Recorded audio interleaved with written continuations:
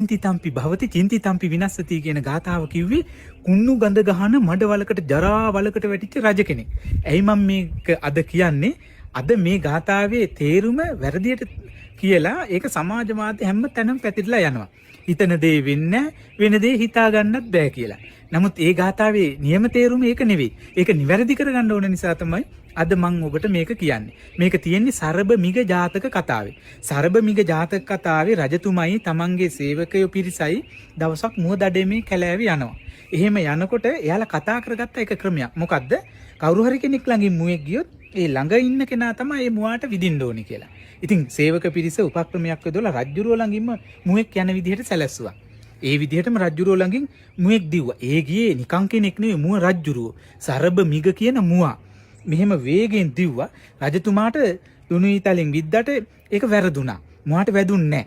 ඉතින් ළඟ හිටපු සේවක පිරිස රජ්ජුරුවන්ගේ උසුළු විසුළු කරන්න පටන් ගත්තා. අයියෝ රජතුමාට හරියට විද ගන්න බැරි වුණානේ කියලා. රජතුමා ලැජ්ජාවටපත් වෙලා දුනුයිතල විසි කරලා කඩුව ඇරන් මුවා පස්සෙන් වේගෙන් දුවන්න පටන් ගත්තා. ඊට පස්සේ මුවා පස්සෙන් යන අතරේ රජතුමා අර කුණු මඩ වලකට ජරා ගඳ ගහන දුග දහමන වලකට වැටුණා.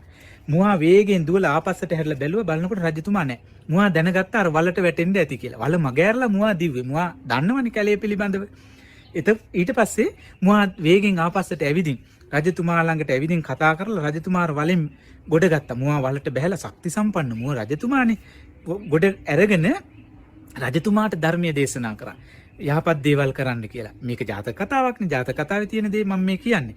ඊට පස්සේ රජතුමා මුවා පිළිබඳව පැහැදිලා මුවා ඇතුළු සියලු මුවන්ට අභය දාණය දුන්නා. ආපස්සට රජතුමා සේවක පිරිසත් එක්ක රජමාලිගාවට ආවා. එවිදින් පහුවදා ගාතාවක් කියා ඉන්න. ඔන්න ඔය කියපු ගාතාව තමයි මේ. අචින්තිතම්පි භවති චින්තිතම්පි විනස්සති. නහි චින්තාමයා භෝගා ඉත්‍යාපුරි සස්සවා. මේ ගාතාව නිතර කියනවා රජතුමා. මේක ඇහුණ පුරෝහිත බ්‍රාහ්මණයාට.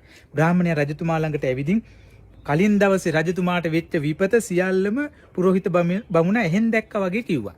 ඉතින් රජතුමා කිව්වා බමුණට ඒ කොහොමද ඔබ මා එක්ක මුවදඩේ මේ ගියෙත් නෑනේ? මේක දැක්කා වගේ කියන්නේ කියලා.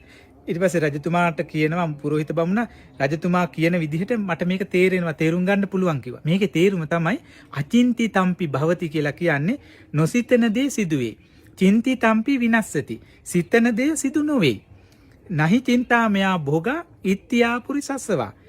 ස්ත්‍රියකට හෝ පුරුෂයෙකුට සිතූ පරිදිම සම්පත් ලැබෙන්නේ නැහැ කියන එක තමයි මේකේ තේරුම. ඔය ගාථාවේ තේරුම තමයි ඔය මෙනෙහි කර කර ඔය රජතුමා ඕක කියලා තියෙන්නේ. මොකද රජතුමාට අචින්ති තම්පි භවති. නොසිතන දෙයක් නේ සිදු උනේ. කුණු මඩ වලකට වැටේ කියලා හිතුවේ නෑනේ. චින්ති තම්පි විනස්සති. තමන් සිතන දේ සිදු උනේ නෑනේ.